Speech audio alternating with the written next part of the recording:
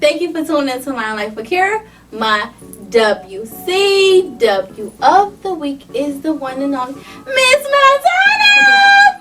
Yay! She is a book author. Let's hear her dope story. Okay, long story short. So, I was on maternity leave, pregnant with my third daughter, and I'd always said, like, I'm gonna write this book, But it was just something that was just in the universe and the atmosphere. And then the opportunity presented itself. I was just home, and John, he's like, you might as well do it. And I set the goal. You're right, you got the time.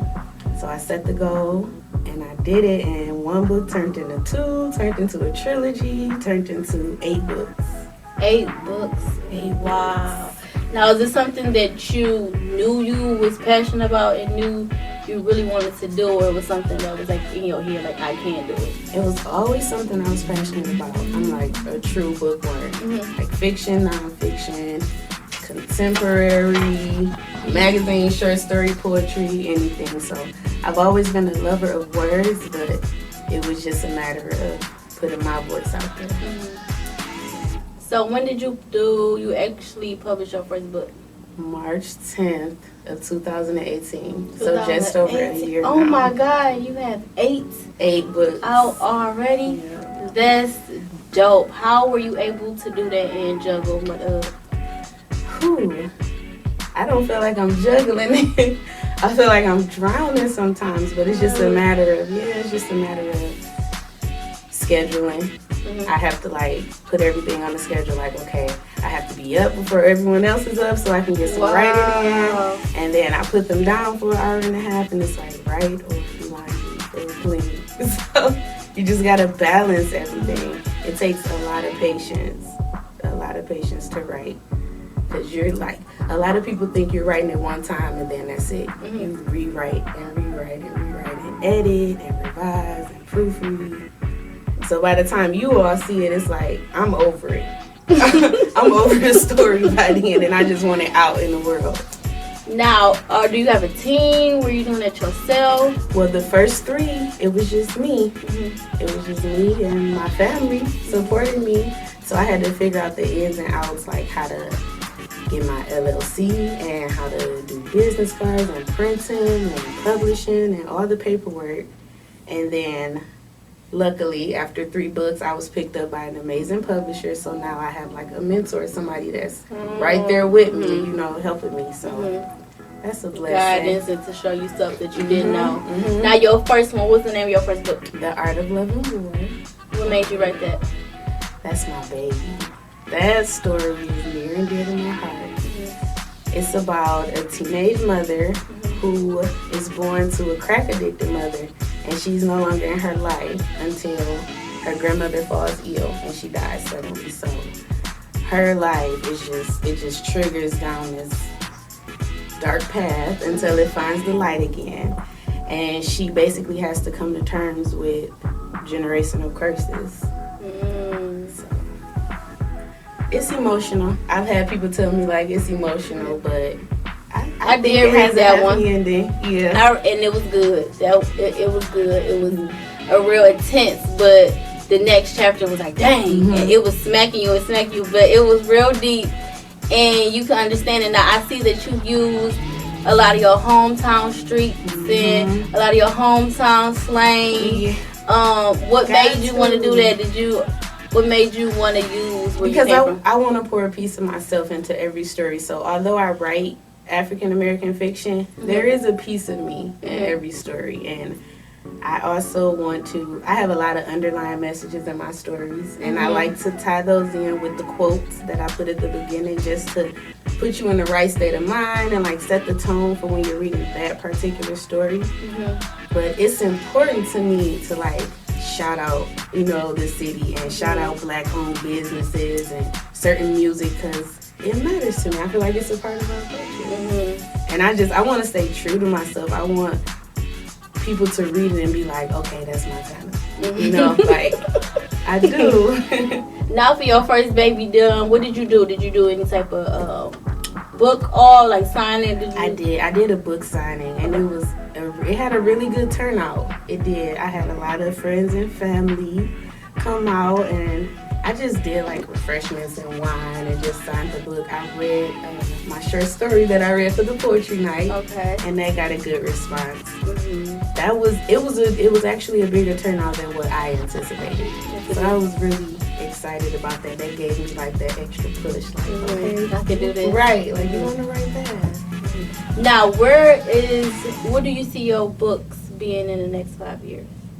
I'm aiming for national best-selling author. Mm-hmm. I want to be in every bookstore. I want to write for TV. I want to direct. I want to do it all. I feel like my writing can take me there. Have you ever been in your lowest point, right, with your writing and juggling, motherhood and, having a fiance and all that stuff? How has that been? Oh, man. Funny story, but not so funny. So I was about 60% done with The Art of Loving War. And I was like 8 months pregnant. And the computer crashed. No! Yes. I lost everything. Wait a minute. Yes. How could you even pick back up, remember where? Right? I didn't realize how much my writing meant to me until that moment. Like, I had been procrastinating, like, I'm gonna write it, or it's there, writing a page here and there. And then when I lost it, I cried, like, I was distraught. I was really hurt. And so that let me know, like, okay, you're really passionate about this. Like, you more than just a bookworm. Like, you need to take this serious and, like, really do it and take it to the next level.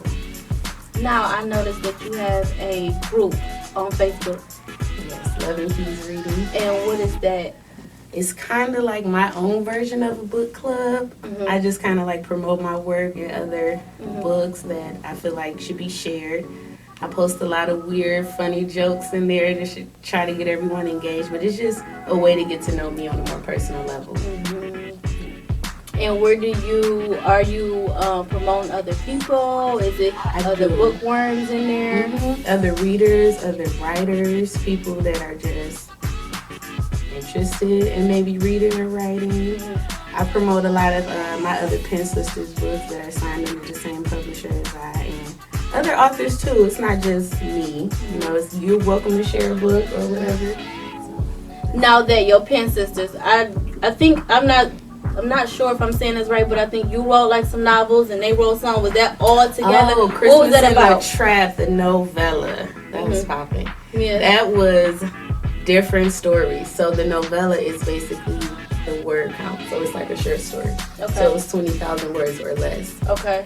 And none of us knew what each other was writing about. Like, no one knew. Really? No one knew. And a lot of things kind of tied in.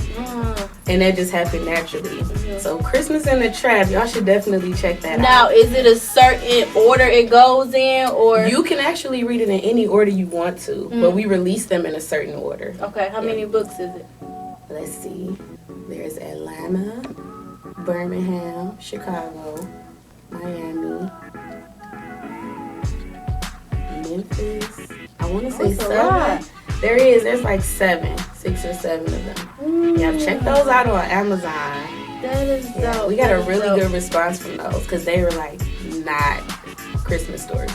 No, I was like, what is these? Okay, what is they doing? I didn't know if it was a series or y'all wrote off the last page of the book. I didn't get it. So does it make more sense now that you see that they were separate? Yeah. They were all separate stories within themselves, Yeah, that's what I was like, okay, what's that? So, okay, I noticed another thing that you did. You were in a contest. I was the book cover contest. I was actually nominated for that. Really? Yes. How did that make you feel? I was like really excited. It kind of humbled me because I was like, oh, I feel like people are watching. Like sometimes you look and you like, dang, nobody's liking or sharing or shouting you out, but then you get that return and you're like, okay, it's manifesting. Like I'm doing what I'm supposed to be doing. So you like that? So do you know who ended up winning? Ashante Keys. We got the same last name. Yeah, another Black female author that you all should check out. Yeah, we were like neck and neck. I know, I saw that, and I was like, what is this?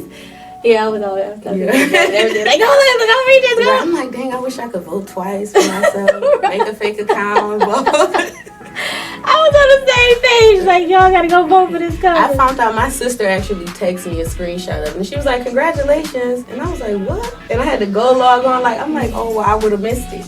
Really? I would have missed it." Yeah. Wow, that is crazy.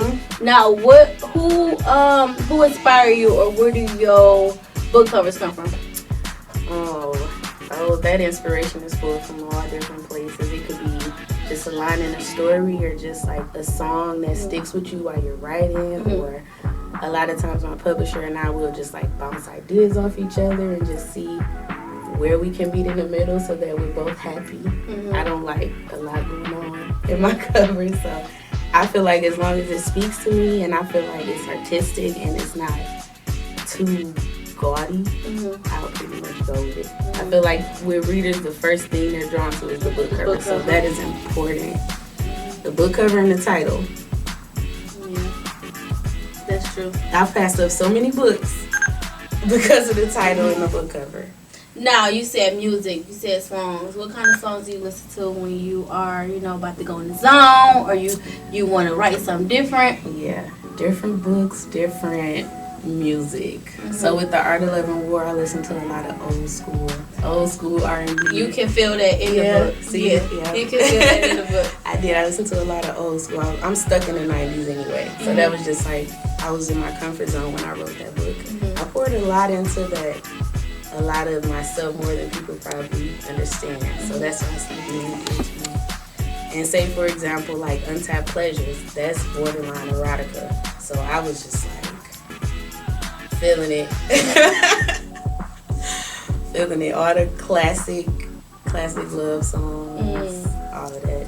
Now, are your books series, are they separate? Like, is it part 1, part 2? Well, it depends. Like The Art of Love and War, that's a trilogy. Untapped Pleasures is a series that has 2 parts. Okay. A Project Love Story has 2 parts. Christmas in a Trap, that's just a novella. So that's just alone.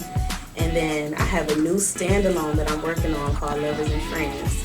And that'll be coming May 27th. So keep an eye out for that. Yep. For you to be only doing this writing since last year, you have a lot of books out. Thank you.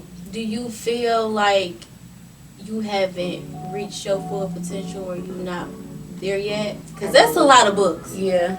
You think Like, so? have you even ran into somebody that be like, they wrote that many books in a year? No, not anyone that I've met personally, but I see other authors and I'm like, dang, 30 books, 50 books, 100 books, I don't know. So to me it's very small, but I try to make sure that I put growth, that there's growth in each story. I don't ever want it to be the same. I want to look back and be like, I've grown, like my writing has grown. It's my poetry, it's my art. Right. Now, because the only reason why I asked that is because it's so many books in such a short time. It's like, do everybody get a chance? Okay, do they got that book off? Are you getting that little feedback you needed before the next book comes? Right. Like, how is that process? Like, well, excuse me, I would say that also depends on the reader. I have readers that are like caught up on my catalog. They're like waiting on this one to drop. Like, come on, hurry up! Can you write any faster? And then I have other readers that are still just want to slowly work their way through it. And once they finish my catalog, then they'll come around, and a lot of times I'll get messages like, wow, like I really see the growth, or I love your style of writing, and I see how they're all connected but not connected. So I get feedback sometimes faster than I would like to, because I'm still trying to like breathe. But I think it just depends on the story, how into it I am. Now, your baby, she has a page on Facebook. Yeah, she does. And she's reading. And what have you seen in her that you have done to make her, go in the lane and the path she's going down? My little author. She is such a star. She just, you just light like one little candle with her, and she just takes it and runs with it. Like you plant one idea, and my daughter is gonna shoot to the moon with it. Like if it feeds her in some kind of way. So I truly think that she got her love from reading and writing from me. Not to discount their dad or anything, but I'm the bookworm. Right. And so she's always loved books. I've been reading to her since I carried her. And I think that it really helped her, like, seeing me go through the process. Because, I mean, they watch me sit at the computer all day. And I'm there when they go to sleep and there when they wake up. So she saw that process. And when she came to her dad and I, she presented that idea.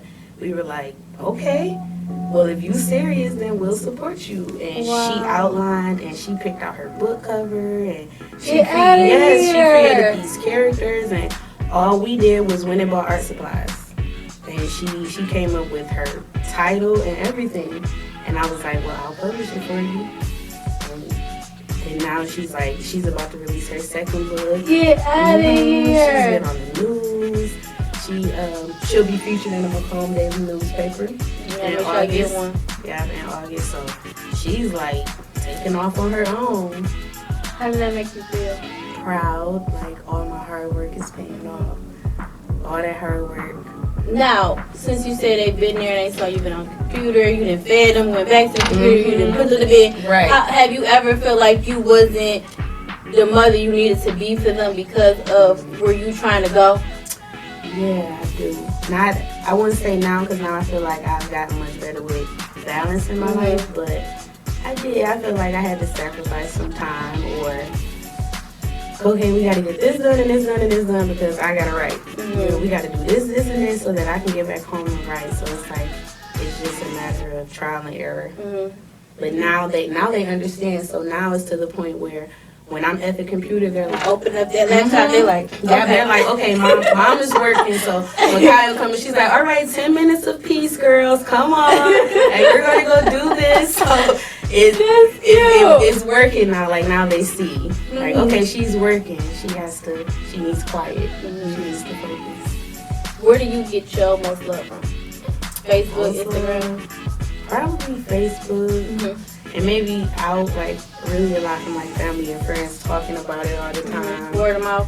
Word of mouth. But maybe Facebook much more so than Instagram. I barely get any love on Instagram.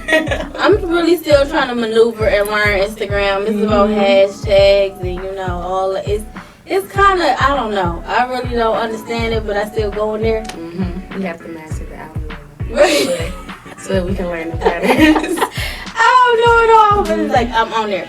Now, when you first, are you hardcover books or you more Paperback and ebooks.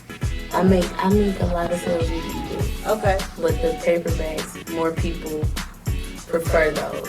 Because that's what I was about to say. Like when you first started writing your books, were you giving out paperbacks or was I was giving them out. I sold them. I did a vending event with the founder of William Palmer clothing line. How was that?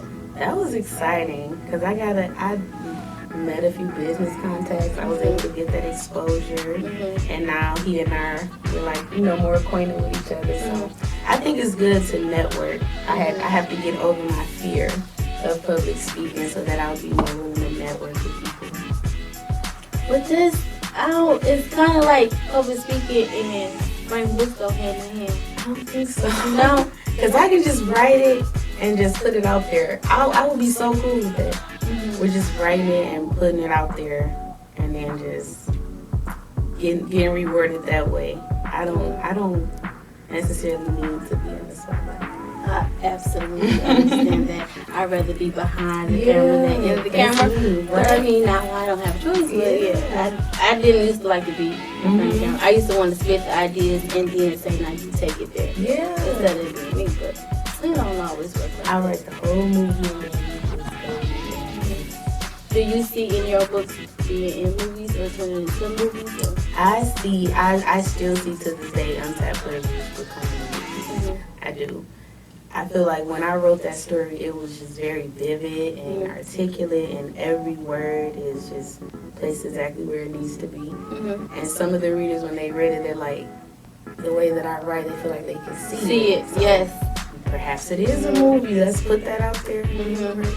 that's something that you might need to do, or do a little short film or a short story, and then turn it into a movie, and then go from there. Maybe I could start with your Pretty Boy Dark Skin Girl. Okay, you can do something like that. Maybe. Now that, what made you, like, how was you able to do that? And was it on in an article or was it on a website? Yeah, so this magazine, Mia Magazine, a black-owned magazine, is doing open submissions for short stories. Okay. And I set a goal last year to do one short story submission per month. That was my goal. It's outside of writing the books, just to get my name out there. So I submitted it and I got it. And it was like an 8-week waiting period. So I was so nervous. I had to like try and make myself forget about it. Do other stuff. Yeah, and then by the time the 8th week came, I'm like, man, forget it. Like, they picked someone else. And then I got that email, and she was, the way she praised my work, and it gave me a sense of like, wow, like I did that. Like, I did that. So she published it, and she was like very open, saying that she would love to work with me again and everything. So that was that. That story really got people looking in my direction. You're Pretty for a Dark Skin Girl. What made you write that? Very controversial.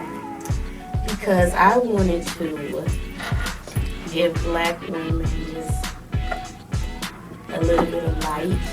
I feel like we've been conditioned to just always feel inferior and less than, and being told you're pretty for a dark skinned girl is not a compliment. It's not a compliment. So I wanted to use that taboo statement and grab your attention and then kind of turn it around on you. I wanted to leave you feeling like, oh, okay, walk with your head a little higher. So or that crown, fix it, right, fix your crown. And I know that my daughters are going to grow up and they're going to have access to all of this. So I want to make sure that I'm putting the right things out there and that every piece of work that I release has a message.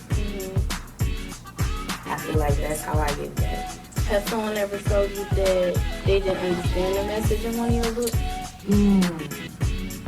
No, I haven't got that one That's yet. good. But I have got like a 3-star review that hurt my feelings. Girl, 3?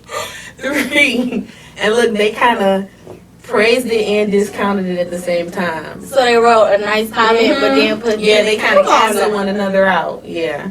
She's like, I can't even remember what she said. Whatever it was about part 1. Yeah, she was looking forward to part 2. And then she read part 2 and left a review. So I was like, oh, okay, well then I did my part.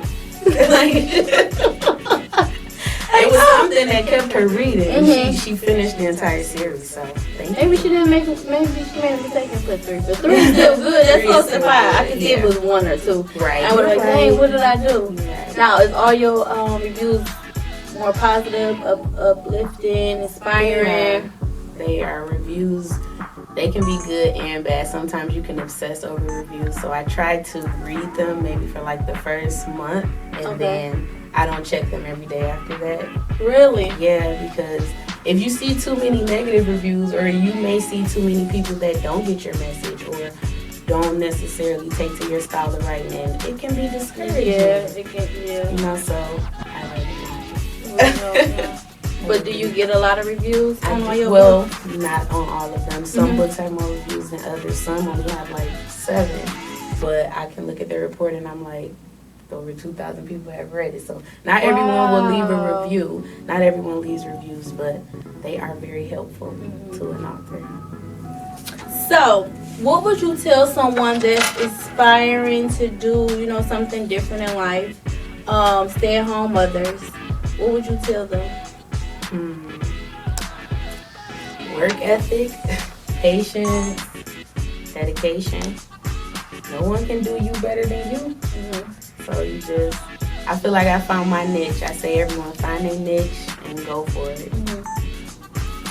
You wrote a status on Facebook. I stalked your page. You wrote a status that said, I was like, let me look on her page to see if she got on it. It says, first they laugh. Later on, they'll ask you how you did it. What made you write that? Because people, maybe I'll say it like this. People that you sometimes expect to be right there cheering you on aren't necessarily always there. And so instead of getting discouraged, I just rather use it as a way to just keep going. Keep going. And then once you've reached a certain level, or once they see that you are very dedicated, and then they come full circle and it's like, oh, well, could you help me do this? How'd you figure that out? Right, how'd you do that? I see you doing this now. Right. Instead of just genuinely being happy for people that are trying to do better. So that's what that was about. I like that. This part of the segment is called Pick Your Brain. I'm going to ask you some things. Okay. You're going to tell me how you feel about it. Do you feel anyone can knock a woman off her pedestal when she built herself? No, I don't. It's all about perception. Like, your perception is different from mine, so you can't tell me how to feel about me, and I can't tell you how to feel about you. So no, I don't. That's a good one. Wine or liquor? Used to be liquor, now it's wine. Need something just mellow? Mellow. You a private or open person? Private. I'm like an extroverted introvert. Like, I'll share just enough, but I'm private. You know what I tell you. Text or calls? Text. Text. Please. But you don't even text people back. No, you don't. You don't even text people. You should just say we're call. both busy mothers, so our schedules are like this and that. We'll be having the same conversation for like 2-3 days. And by the time you're texting me, I'm doing something. And when I text you, she'll forget. You'll leave a reply in your message box and be like, "Oh, I thought I sent this last night." Screenshot like, look, it was in the box. It was right there. I just sent it. Leftovers or hangovers? Leftovers. Night or day? Night. Do you see? Okay, I'm gonna cut this a little minute. So, okay, when I picture book writers, I picture them like, sitting at a computer and like, if it's at night, it's like they by like a window and looking at the stars and stuff. Like, is it like that, or you just guilty for me? How is it for you when you? For me, I'm like in my living room. Okay. Everyone's asleep, Okay. and it's like if the moon is really big and it's shining, I'll like open the blinds so that I can look out there. Sometimes I play my music. It depends on where I am in that story. Okay. But it's just me vibing. Okay. Getting I was it out. wondering about It's a whole mood for me. It's not like that for every writer. Some writers, they can write anywhere.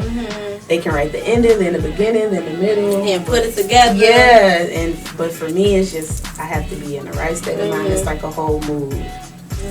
One word to describe yourself. Different. Different. You kind of different. Okay. Kind of different. Do you give second chances or third chances? Third. Third. I have, yeah.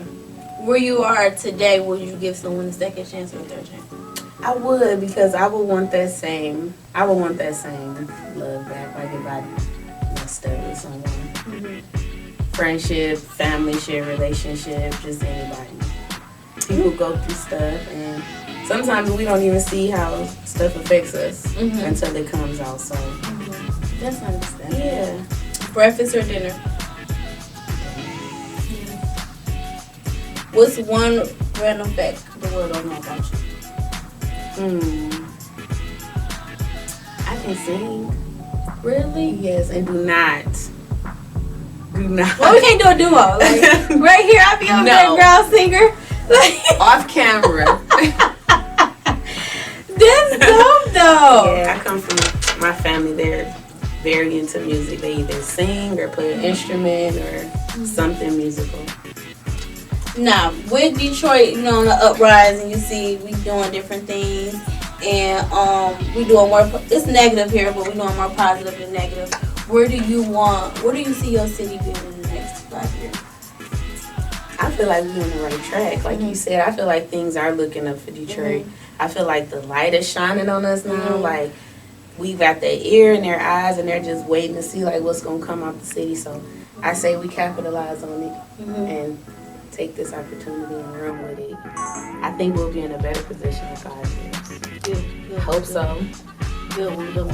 Now the floor is yours. You can tell them where they can find you, where your books are, your Facebook, your Instagram name. Okay. You can follow me on Facebook at M Keys, Instagram, Twitter, author M Keys. All 8 of my books are available on Amazon.